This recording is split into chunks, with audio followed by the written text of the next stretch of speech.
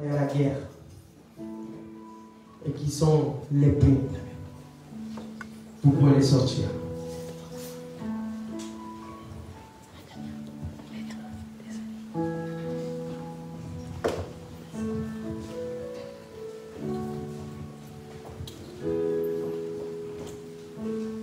On va à Romains chapitre 12 verset 25.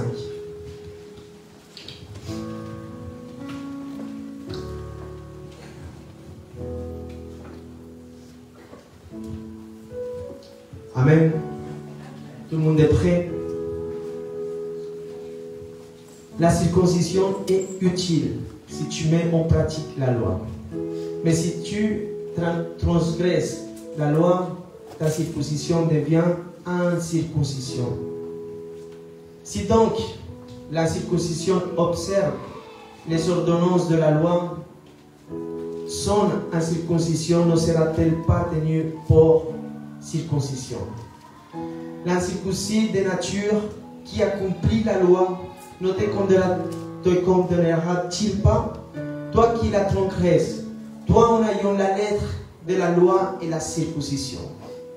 Le juif, ce n'est pas celui qui en a les dehors et les circoncisions. Ce n'est pas celle qui est visible dans la chair.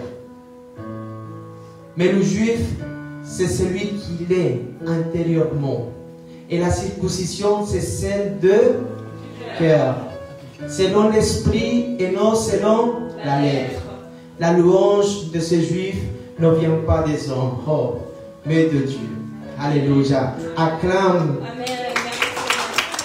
Acclame notre Seigneur Jésus-Christ. Parce que la louange de ces juifs ne vient pas des hommes. Waouh. Mais vient de Dieu. Alléluia. Vous pouvez vous asseoir.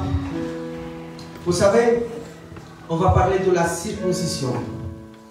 La circoncision du cœur. Amen. Amen. Vous savez, c'est un pacte qui a été donné à Abraham. Et ça passe, tout ça, ça passe dans Genèse 17. Et en Genèse 17, Dieu vient voir l'Éternel dit à Abraham de circoncire toutes les personnes de sa maison. Ismaël, il avait 13 ans, Abraham, il avait 99 ans, Sarah, elle avait 90 ans. Vous imaginez Abraham se faire circoncire à 99 ans. Waouh! Et toutes les personnes de sa maison, Ismaël, les serviteurs, tout le monde a été circoncis. Amen. Amen. Et en Genèse 17, 11, j'ai ramené beaucoup de versets aujourd'hui. Dit, vous vous circoncirez et ce sera un signe d'alliance entre moi et vous. Plus loin, dans le 17, 14 dit, un mâle incirconcis qui n'aura pas été circoncis dans sa chair sera exterminé du milieu de son peuple. Il aura violé mon alliance. Amen. Waouh. Là, on voit que les Juifs, ils tiennent beaucoup à la circoncision. Dire à un Juif qu'il est incirconcis, c'est quelque chose de très méchant. Mais là, l'apôtre Paul, si on peut revenir à Romains, chapitre 2, 25, là, l'apôtre Paul, il explique à quoi sert la véritable circoncision. Amen. Amen. Il dit, si vous êtes circoncis, mais que vous êtes transgresseur de la loi, vous devenez incirconcis. Amen. C'est comme dire aujourd'hui, je me fais baptiser, mais je continue ma vie normale. Ça n'a rien changé. Vous savez, le baptême, c'est le symbole de ce que Dieu y fait. Amen. C'est pour ça que à la fin, dans le 29, il dit, mais le juif, c'est celui qui est à l'intérieur et la circoncision est celle du cœur, selon l'esprit et non selon la lettre. Parce que même vous qui vous baptisez, la semaine prochaine, ils vont avoir beaucoup de baptêmes. Amen. Amen. Vous que vous allez baptiser, ceux qui sont déjà baptisés. Ça, c'est le symbole de ce que Dieu y fait. Parce que beaucoup y pensent, beaucoup de la religion, les Arméniens, je ne sais pas comment on dit en français, ils pensent qu'il faut faire ça par nous-mêmes. La religion, il t'apprend ça, qu'il faut que tu le fasses par toi-même. Amen. Mais là, il nous dit qu'en fait, c'est selon l'esprit et non selon la lettre. Amen. Pourquoi? Parce que c'est l'esprit. C'est le Saint-Esprit qui a commencé à faire une œuvre dans ta vie. C'est celui qui t'amène quoi? À changer. Amen. Amen. Et c'est ce qui se passe là. En fait, Abraham, ça lui a été donné un pacte. C'est un symbole de quoi? De que lui, il allait avoir une descendance énorme. Amen. Il lui a donné Isaac. Dans le même chapitre 17, il lui change le nom Abraham. Il l'appelle Abraham. Il change le nom à Sarah. Il l'appelle Sarah. Amen. Amen. Et il lui dit, dans l'année prochaine, tu auras un enfant. Tout ça, ça vient avec cette alliance. C'est pour ça que là, il dit plus loin que, en fait, cette alliance, elle est sur Isaac. Pourquoi? Parce que Abraham, il dit, mais comment? Moi, j'ai 100 ans. Ma femme, elle a 99 ans. Comment Dieu va accomplir quelque chose? Dites-moi, ça, c'est pas possible avec la force de l'homme. Il faut qu'il y ait quoi? Une grâce, un miracle qui intervient.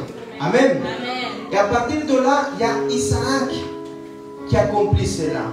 Amen.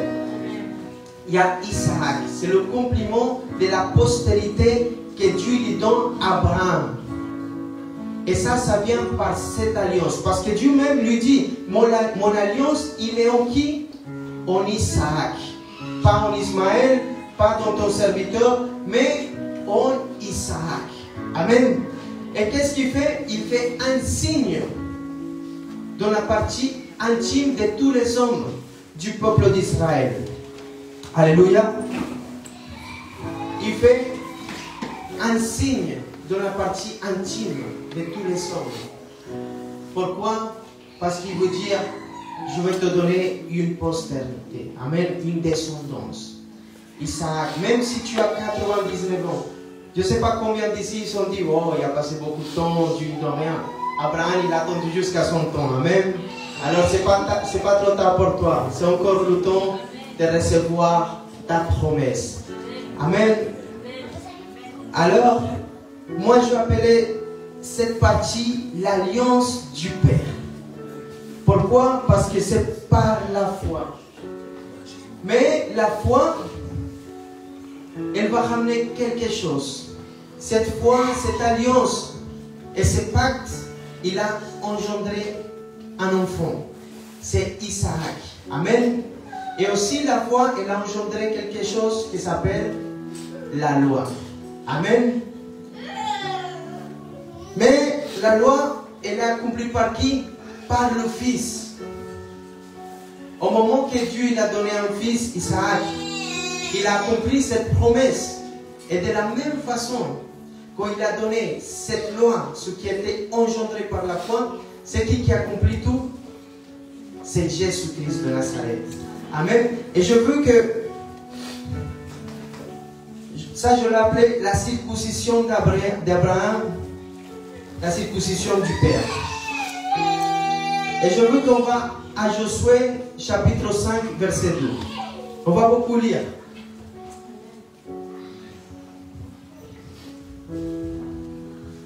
En ce temps-là, l'Éternel dit à Josué, fais-toi des couteaux de pierre et circoncis de nouveau les enfants d'Israël.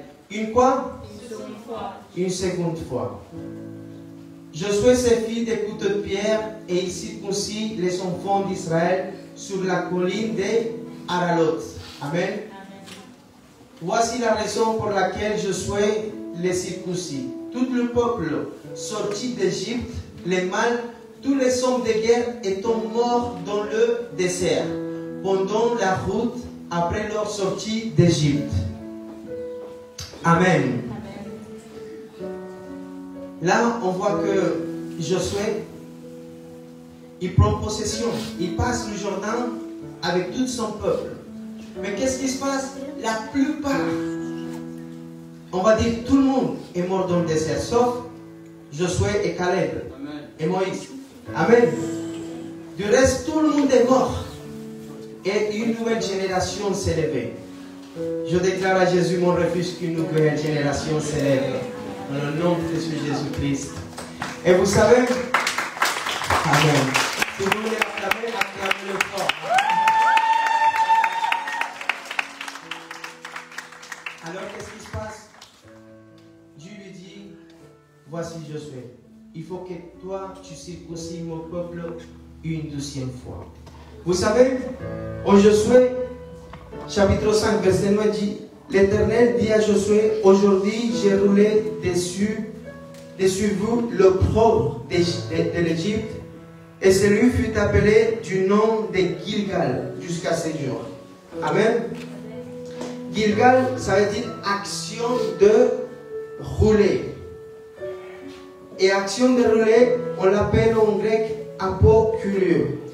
Et ce mot, on le trouve en Luc 24, 2.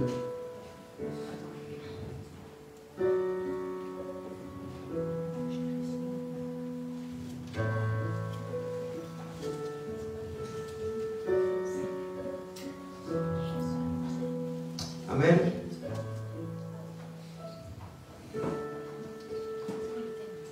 En fait, action de rouler. Le mot apoculieux, on le trouve là qui dit, elles trouveront que la pierre avait été roulée de devant le sépulcre.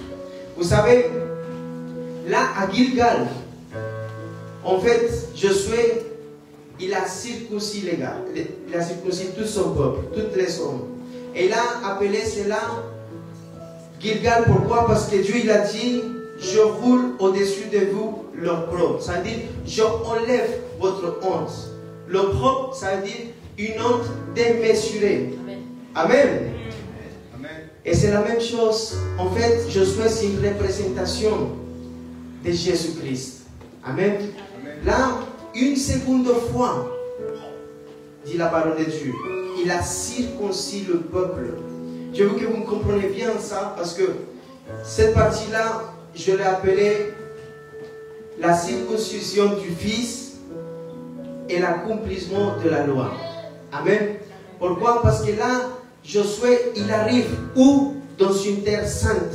Amen. Là où il avait été donné la promesse. En fait, Abraham, il a reçu une promesse qu'il allait avoir une descendance, et cette descendance, elle a passé par le désert, elle a reçu la loi. Amen. De la foi, ils ont reçu quoi? La loi.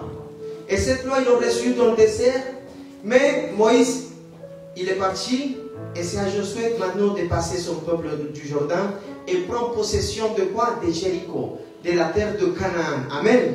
Et quand ils arrivent là, en fait, toute cette personne-là, ils n'étaient pas circoncis. Vous savez, quand Jésus-Christ, il est mort à la croix, lui-même, il s'est donné pour le péché de toute l'humanité. Amen. Et lui, quand il est sorti du tombeau, on a roulé la pierre. Cette pierre, on ne pouvait pas la rouler ni 20 ans. Même pas les personnes qui étaient là, les gardes, une garde de saison, ils ne pouvaient pas tourner cette pierre. Cette pierre, elle a été roulée surnaturellement. Amen. Vous savez, l'action de rouler, c'est quand Jésus-Christ, il s'est levé du tombeau. Amen. Pourquoi? Parce que cette circoncision, ce n'est pas une circoncision faite par la main de l'homme, mais c'est la circoncision du cœur. À partir de ce moment-là, on accomplit la loi. Pourquoi? Parce que Jésus-Christ, il a dit, je ne suis pas venu pour abolir la loi, mais pour l'accomplir. Lui-même, il est celui qui accomplit la loi. Amen. Quand nous, maintenant, on a reçu cette circoncision du cœur. Amen. Mais nous, on va aussi en train de marcher maintenant à la possession de quoi? De la nouvelle Jérusalem, de notre terre spirituelle. Amen. Tout le monde le sait ici ou pas? Que maintenant on marche. Et c'est ce qui s'est passé en fait à Josué. À Josué, il a récupéré la terre de Canaan, la possession qui a été promise par Dieu. Il a pris possession. Il est arrivé là, mais tout le monde devait être circoncis. Pourquoi? Parce que la parole de Dieu dit que celui qui n'est pas circoncis, il est exterminé de son peuple. Vous savez, quelque chose de très important, c'est que nous tous ici, toutes les personnes qui sont là, ils doivent être circoncis. Maintenant, ce n'est plus une circoncision comme le temps du Père, c'est-à-dire c'est Pâques qui a fait avec Abraham, qui est le Père des multitudes, qui est le Père de la foi, qui a été fait par la foi, parce que sans la foi, on ne peut pas être agréable devant Dieu. Cette pacte de circoncision était physique. Amen. Pourquoi? Pour lui donner une postérité. De la même façon, nous a été donné une loi. Et cette loi, aucune personne ne peut l'accomplir. Personne ne peut accomplir 613 commandements. Amen. On ne peut même pas accomplir un seul. Puisque Adam et Ève, un seul, ils sont ratés. Amen. Et pourquoi la foi a fait qu'il vienne la loi? Vous savez pourquoi? Pour nous montrer que nous, on n'est pas capable de le faire. De que être justifié par nous-mêmes, c'est impossible. Qu'il fallait un plan, une promesse encore plus grande. Et c'était la circoncision du cœur. Faite à travers de qui? De notre Seigneur Jésus-Christ, c'est lui qui s'est donné à la croix. À travers de lui, c'est possible. À travers de Jésus-Christ, ça a été possible de que vous et moi, on soit circoncis du cœur. Moi, je vous fais une question maintenant. Est-ce que quelqu'un peut s'opérer lui-même le cœur? Alors pourquoi Dieu il a dit circoncisez-vous le cœur? C'est là, de la même manière qu'il nous a donné la loi. C'est la même chose qu'il nous a donné la loi. Juste pour que vous sachiez que par votre propre force, vous ne pouvez rien faire. Vous ne pouvez pas accomplir la loi. Vous ne pouvez même pas accomplir un seul commandement. Mais lui, il avait un plan merveilleux. Il avait un plan magnifique. Vous savez, en Colossiens chapitre 2 verset 11 dit: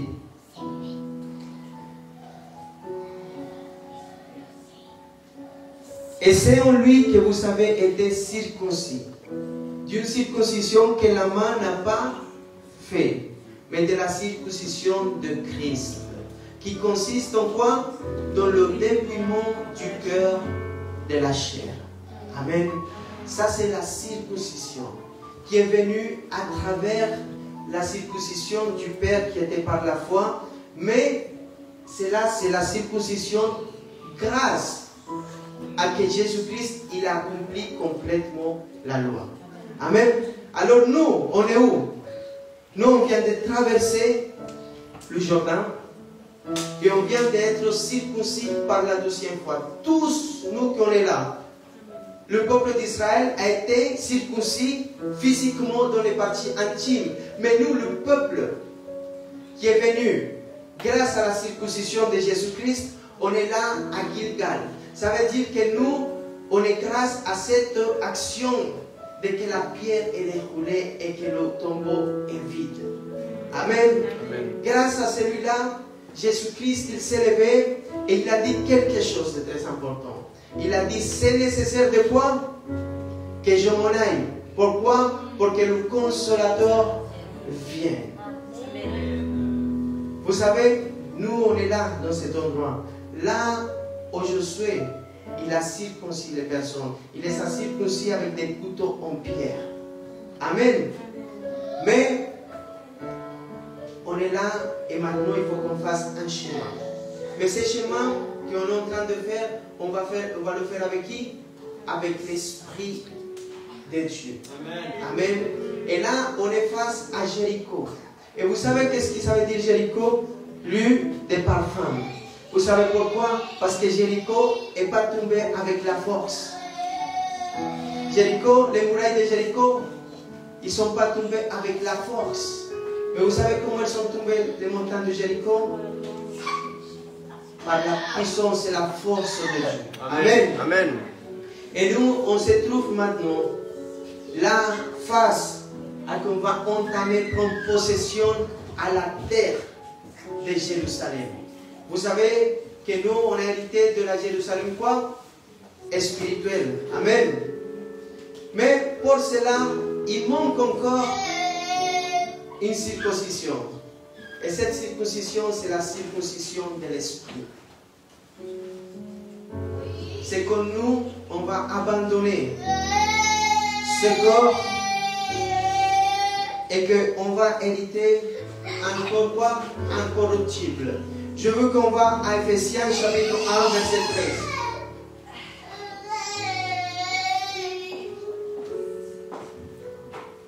En lui, vous aussi, après avoir entendu la parole de la vérité, l'évangile de votre salut, en lui vous avez cru et vous avez été scellés du Saint-Esprit qui avait été promis. Amen. On va maintenant à 1 Corinthiens, chapitre 15, verset 42. Il dit, ainsi est-il de la résurrection des morts. Le corps est sémé, corruptible, et il ressuscite incorruptible.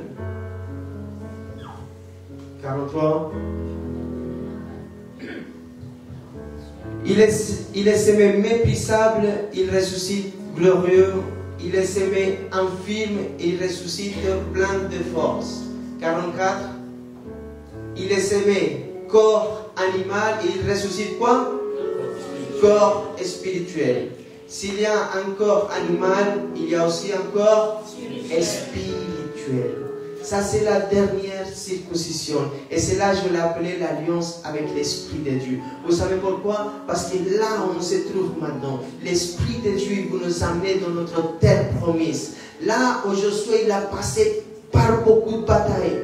Vous savez, quand Dieu il a levé Josué, vous croyez qu'il s'est levé comme ça? Facile, non, c'était une grande bataille. Vous savez pourquoi? Parce qu'il venait après un grand Moïse.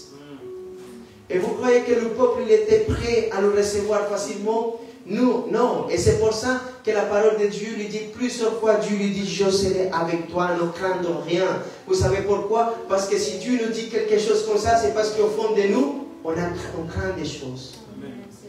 Et qu'est-ce qu'il faut craindre? Vous croyez que ramener un peuple aussi grand, c'est dur. Mais lui, il l'a fait. Il a fait traverser le Jourdain. Et là, quand ils ont traversé le Jourdain, il a fait que le peuple soit circoncis. Aujourd'hui, vous savez que cette circoncision, ce n'est pas une circoncision physique, mais que vous devez être circoncis du cœur. Et qu'aujourd'hui, c'est nécessaire de que tu ouvres ton cœur complètement, que tu le ouvres et que tu lui dises à Dieu, viens me circoncire. Viens enlever toute dureté de mon cou. Toute dureté de mon cou, il faut que tu l'enlèves. Amen. Pour que je puisse être dirigé par l'Esprit de Dieu. Vous savez, avant, toujours les chevals, on met des trucs pour diriger où il va. Vous savez ça? Mais si le cheval, il met raide son cou, il va nulle part. Et c'est ça les personnes qui sont incirconcis. C'est des gens qui sont durs et qui mettent raide leur cou. Et Dieu, beaucoup de fois, il a dit au peuple d'Israël, pourquoi vous êtes durs d'ici? Pourquoi vous êtes durs de là? Vous savez pourquoi? Parce que c'était un peuple rebelle. C'était un peuple qui ne voulait pas se laisser guider par Dieu. Il y avait une colonne, il faisait des miracles. Mais quand tout allait mal, il voulait retourner en Égypte. Et c'est pour cela que même s'ils avaient été circoncis physiquement, il voulait qu'ils soient aussi circoncis du cœur. Amen. Je veux qu'on va à Deutéronome, chapitre 10, verset 16. Et c'est là, regardez. Vous circoncirez donc votre cœur et vous ne roidirez plus votre cou. Amen. Roidir, c'est rendre raide. Raide. Ça veut dire que cette personne était circoncis physiquement, mais ils avaient un cœur dur. Ils ne se laissaient pas guider par l'Éternel Dieu. Ils mettaient raide leur cou. Pourquoi? Parce qu'un cheval qui a le cou raide, on ne peut pas le diriger. Il s'oppose à la volonté de celui qui le monte. Amen.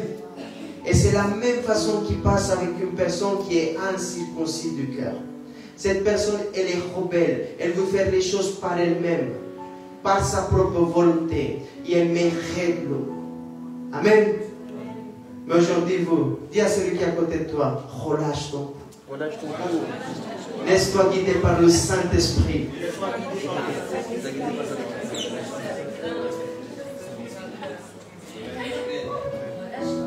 Deutéronome 30, chapitre 30, verset 6.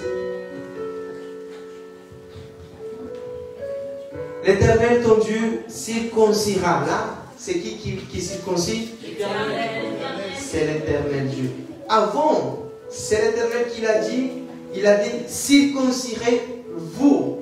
Pourquoi? Parce qu'il voyait que c'était des gens rebelles, des gens qui endurcissaient leur cœur. Mais là, aujourd'hui, Dieu te ramène la solution pour que tu sois circoncis de ton cœur. Et cette solution pour que tu puisses et que tu ne sois pas exterminé, parce que cette parole, elle est à jour. Celui qui n'est pas circoncis, il ne rentrera pas dans le royaume des cieux. Il l'exterminera de son peuple. Tu es exterminé, ça veut dire que tu mourras dans le désert. Tu ne rentreras pas dans la terre de Canaan. Tu ne prendras pas possession. Amen. De la promesse de l'Éternel Dieu. Aujourd'hui, je veux que tu examines ton cœur. Et que tu vois si tu as vraiment été circoncis par l'Éternel. Parce que l'Éternel, ton Dieu, circoncira ton cœur. Et le cœur de ta postérité. Et tu aimeras qui? Ton Dieu de tout ton cœur, de toute ton âme. Afin quoi? Que tu... Afin quoi? Que tu vives. Ça veut dire que si l'Éternel Dieu ne vient pas circoncire ton cœur, tu mourras.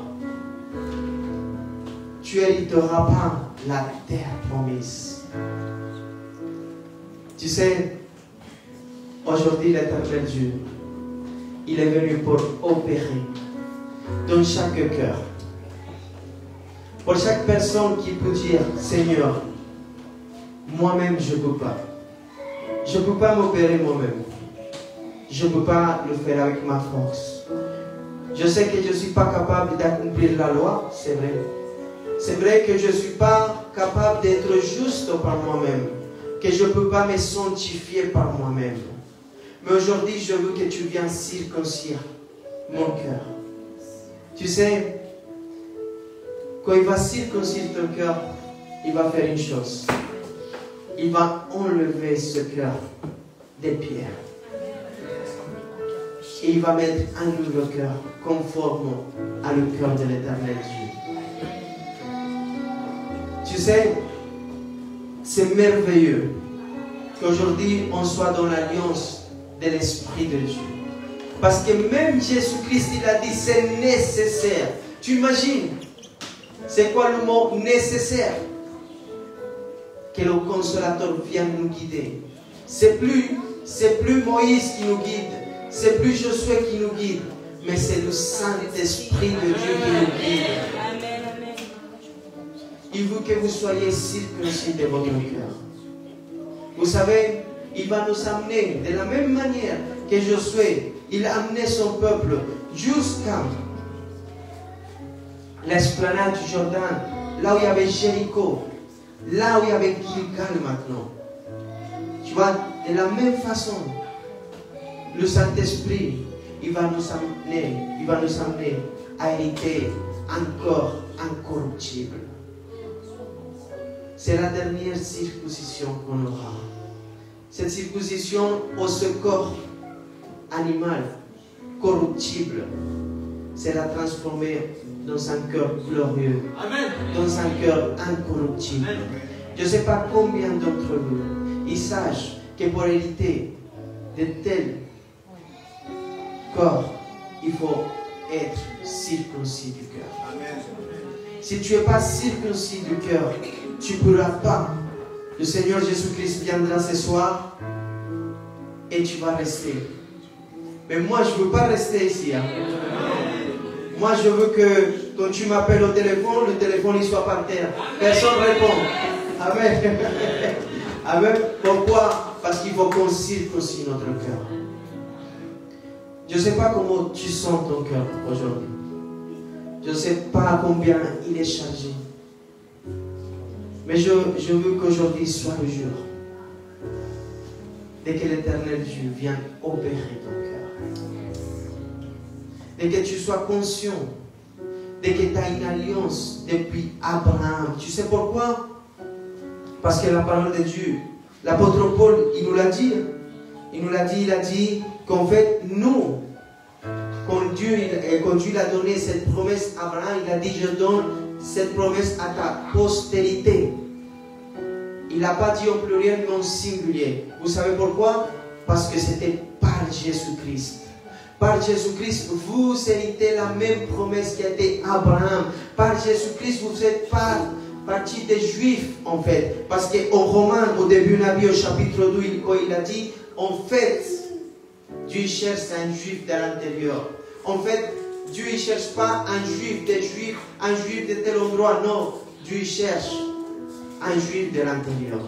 Je ne sais pas si tu viens de Kinshasa, si tu viens de Bogota, je ne sais pas si tu viens de Congo, je ne sais pas d'où tu viens, mais je veux te dire quelque chose. L'Éternel Dieu, il cherche un Juif à l'intérieur. Pourquoi? Parce que vous n'êtes pas circoncis, visiblement, mais que vous suivez et que votre homme intérieur, il est attaché, affectionné pour les choses de l'éternité. C'est vous qui allez juger ce juif qui avait le signe physiquement, mais qui a transgressé la loi. Amen. Amen.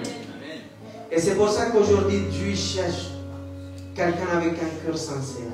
Quelqu'un qui veut se faire circonciser de son cœur. Amen. Quelqu'un qui a accepté ce sacrifice de l'éternel Dieu, qui est Jésus-Christ. C'est lui qui s'est levé de son tombeau et il a ressuscité. Et qu'il t'a donné la victoire. Il t'a donné la vie éternelle. Mais je veux te dire quelque chose. C'est vrai que cette opération, c'est Dieu qui l'a fait. Mais je veux te dire quelque chose. Quand tu sens que tu es malade, beaucoup d'hommes, beaucoup de personnes sentent qu'il est malade, ils ne veulent pas aller au médecin. Tu sais pourquoi? Parce qu'il n'aime pas les mauvaises nouvelles. Il ne veut pas qu'on lui dise qu'il est malade. Il ne veut pas qu'on lui dise il faut que tu prennes ça, ça, ça. Et c'est beaucoup de personnes, beaucoup de chrétiens qui sont malades à l'intérieur, qui ne sont pas circoncis de cœur et qui n'ont pas l'envie d'aller se présenter devant Dieu pour lui dire opère mon cœur. Je veux qu'aujourd'hui, tout ce qui m'empêche d'être circoncis, tu l'enlèves de mon cœur. Amen. Aujourd'hui, je veux que tu t'élèves.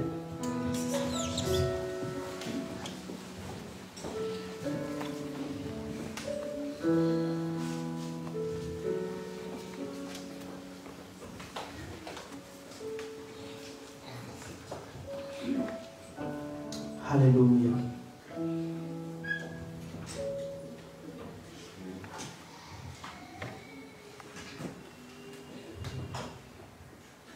Alléluia.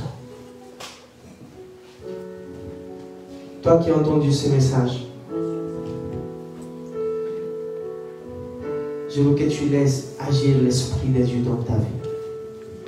Toi qui connais que tu es dans la grâce et plus dans la loi, mais que c'est grâce à Jésus-Christ qui a tout accompli.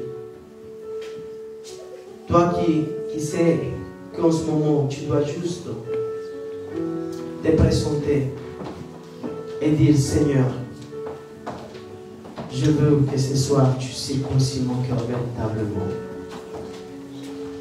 Tu sais, beaucoup d'hommes de Dieu, ils sont essayés par sa propre force de changer. Et vous savez, c'était quoi le résultat?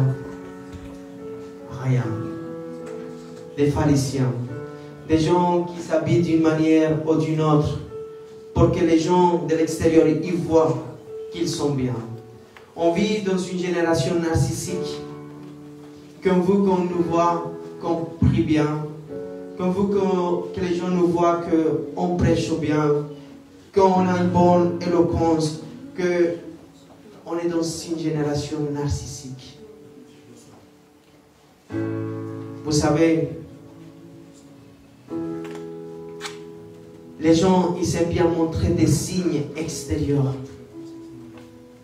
Et beaucoup de juifs, beaucoup de personnes qui se sont circoncis, ils se vantent, ils disent je suis circoncis. Beaucoup de personnes qui sont fait le baptême, ils se vantent, ils disent je suis baptisé. Mais tu crois qu'aujourd'hui, devant l'Éternel Dieu, ta vie, parce que ta vie, elle représente ce que tu as dans ton cœur. Pas ta vie devant les gens, je dis ta vie, ton intimité avec l'Esprit de Dieu, ta vie de tous les jours. Quelle décision tu prends jour à jour pour t'améliorer. Aujourd'hui, je veux que tu vois cela et que tu ne vois plus les signes extérieurs. Les signes de celui qui dit je suis juif des juifs. Moi, je suis une descendance de Lévi. Moi, je suis la descendance de Cohen. Mais, tu crois que Dieu regarde cela? Dieu regarde ton cœur ce soir. Dieu regarde ton cœur. Et je veux que là où tu es, tu fermes tes yeux maintenant.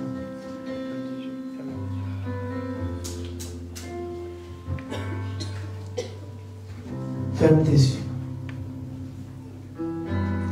Et je veux que tu commences à regarder ton cœur. Et dis-toi, est-ce que j'étais un bon chrétien? Malgré que je parle langue, malgré que je connais l'eschatologie, malgré que je connais les 5 livres de Moïse, malgré que je connais tout le Nouveau Testament, est-ce que je aide les pauvres? Est-ce que malgré ma connaissance, quand quelqu'un me demande de l'aide, est-ce que je suis un bon samaritain? Est-ce que je suis vraiment circoncis de mon cœur? Ou quand je vois quelqu'un qui réussit, je sens de la jalousie. Oh, il s'y a caché au fond de mon cœur beaucoup d'orgueil. Et que de quelqu'un me dit quelque chose, je me sens offensé. Je sens de l'amertume, de la rancœur.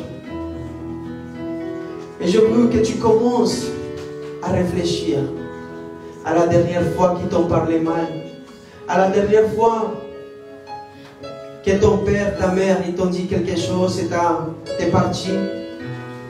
Et que tu as dit, jusqu'à qu'on ne me dise pas, on ne me parle pas, je ne reviendrai pas. Ou la dernière fois que tu t'es pris la tête avec ta femme et que tu étais orgueilleux. Tu n'as pas été capable de demander pardon. Je veux que là où tu es, tu commences à examiner si tu as vraiment un cœur circoncis. Un cœur circoncis, il aime, il n'attend pas d'être aimé. Un cœur circoncis, quand il fait quelque chose, il le fait pour la gloire de Dieu. Un cœur circoncis n'attend pas à qu'on lui demande pardon pour pardonner. Mais lui-même, il va demander pardon. Un cœur circoncis, il aime son prochain comme lui-même. Et la dernière fois que tu as vu ton frère de l'église et qu'il avait besoin de toi, simplement t'endurcis ton cœur.